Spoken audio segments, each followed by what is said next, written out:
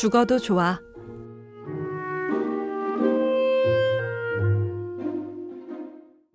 도로를 건너면 제주 목관와와 관덕정이었다. 고려 중기부터 조선시대까지 지방의 행정단위 중 하나가 목이었고 이곳에 파견되는 지방관을 목사라 불렀다.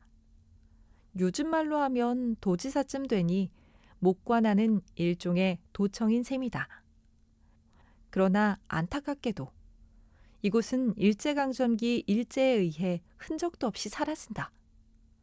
조선의 행정조직을 무너뜨리려 했던 일제는 이곳을 그야말로 조져놓는다. 그렇게 방치되다 1990년대에 이르러 발굴조사가 시작되었고 2002년에야 복원되었다. 반면 관덕정은 용케도 살아남아 제주에서 가장 오래된 건축물이 되었다. 관덕정이 살아남은 이유는 상대적으로 덜 중요했기 때문이었다. 1448년 조선 세종. 외세의 침략을 대비하여 군인들의 훈련을 목적으로 지어졌고 이후 중요한 일이 있을 때마다 사람들이 모이는 광장으로서 기능했지만 일제는 이곳을 개조해 관청으로 쓴다. 관덕정을 없애지 않았던 이유는 단 하나. 정치성이 없다고 판단했기 때문이다.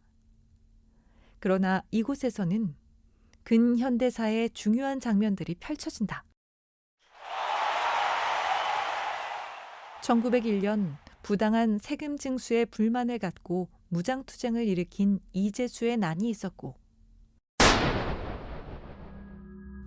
1947년 기마경찰의 말발굽에 아이가 치이고 이에 항의하는 시민들을 경찰이 발포한 곳도 바로 이 광장이었다.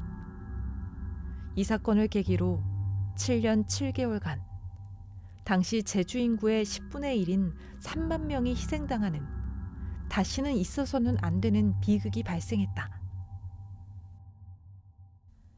지금은 한적한 원도심이 되었지만 한때 이곳은 자유를 얻기 위해 투쟁했던 사람들의 피로 물들었었다.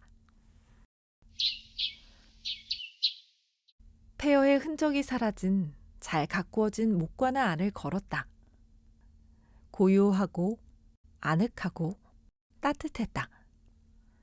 제주에 왔을 때만 해도 사나운 바람이 머리채를 쥐고 흔들었는데 벌써 매화나무에 분홍꽃이 피었다. 미세먼지 가득한 삭막한 서울은 아직 겨울이겠지? 먼 남쪽 땅으로 내려와 계절이 바뀌는 것을 앞서 보고 있다. 짧은 사이 참 많은 것이 달라졌다. 계절도 그리고 나도. 곧 서울로 올라간다. 이 방황을 끝내고 드디어 나의 일상이 있는 곳으로. 서울에 가면 달라질 것이다. 더 이상 방 안에 무기력하게 누워 지내는 일은 하지 않을 것이다. 새로 산 트레킹화를 신고 산에도 다닐 것이다. 일단 동네에 있는 개운산부터 가야지. 머릿속은 어느새 여행 이후의 삶을 계획하고 있었다. 걷다 보니 맨 안쪽에 다다랐다. 관아 내 유일한 2층 건물인 망경루에 올랐다. 망경루? 서울을 그리워하는 다락이라니 이렇게 솔직한 이름이 다 있을까?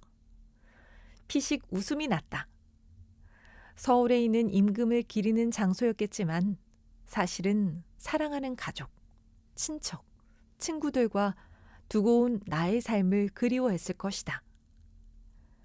목사는 여기에 서서 다시 서울로 돌아갈 날을 기다렸을 것이고 어쩌면 나처럼 돌아간 이후의 삶을 떠올렸을지도 모른다. 처마 너머로 키가 큰 건물과 파란 하늘이 보였다. 그곳이 서울 방향인지는 알 수 없지만 신도심 쪽인 것 같았다. 난간에 기대어 저 멀리를 내다보고 있는데 전화벨이 울렸다. 오후에 전화한다더니 비었다. 사랑해. 뭐야? 난데없는 비의 고백은 벼룩의 간만큼도 설레지 않았다. 그저 의아할 뿐이었다. 뭐야? 사랑한다고. 난 사랑 안 해. 정말? 비가 놀란 목소리로 물었다. 내가 무미건조한 말투로 답했다. 난 사랑 이후의 단계야. 사랑의 유효기간이라는 3년은 애저녁에 지났다. 수명이 다해버린 관계를 오래도 끌었다. 이제는 안다. 더 이상 비를 사랑하지 않는다는 사실을. 과거에 대한 미련을 붙잡고 있었다는 것을. 잠시 말이 없던 비가 말했다. 상관없어. 내가 사랑하니까. 치! 콧방귀가 났다.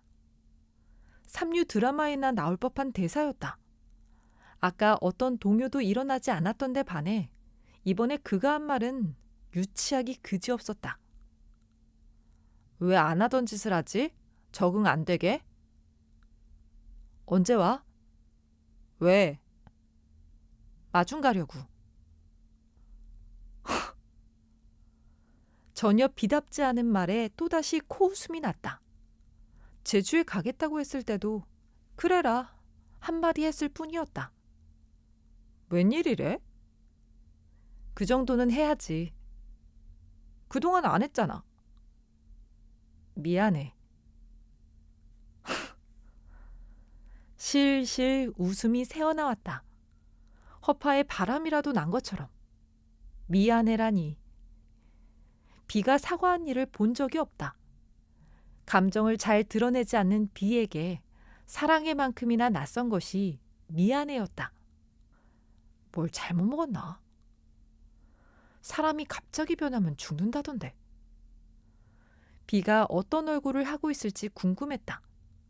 두고두고 놀릴 만한 껄이었다. 안 하던 짓 하면 죽는데 죽어도 좋아. 옛날 영화 제목 같네. 할머니 할아버지가 나오는. 내가 죽기 전까지 네 옆에 있게 해줘. 너무나 뜬금없었다. 그리고 너무 늦어버렸다. 그 많은 시간을 우리는 놓쳐버렸다.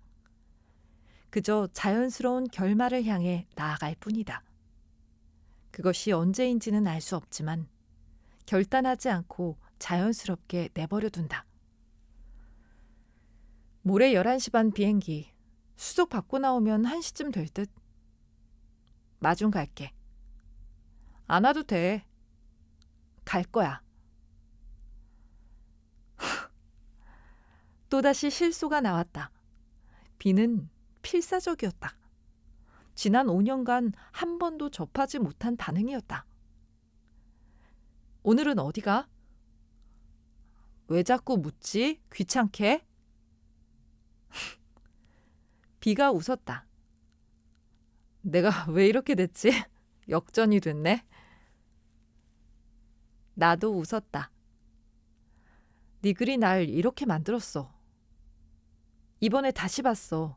네 문장의 생동과 함축성. 바보야. 당신마저 날 몰라보면 어떡해?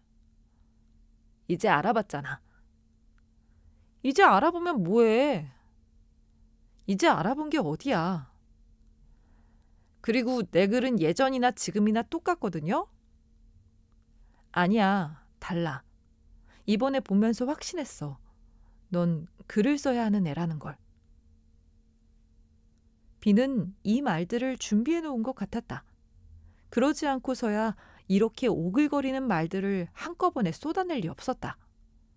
이별 앞에서 비는 위기를 모면하기 위해 갖가지 필살기를 시전하고 있었다. 예상치 못한 전략에 눈뜨고 코 베인 듯 얼떨떨했다. 오늘 여행 노트도 기다릴게. 전화를 끊었다. 뻥 뚫린 파란 하늘이 시야에 들어왔다. 마른 나무에 초록잎이 돋아나고 잔디에도 푸릇한 색이 올라오고 있었다. 매화꽃도 피었다. 차가운 땅바닥이 따스한 온기에 녹듯 내내 응고되었던 추운 마음이 녹아내렸다. 봄이 왔다.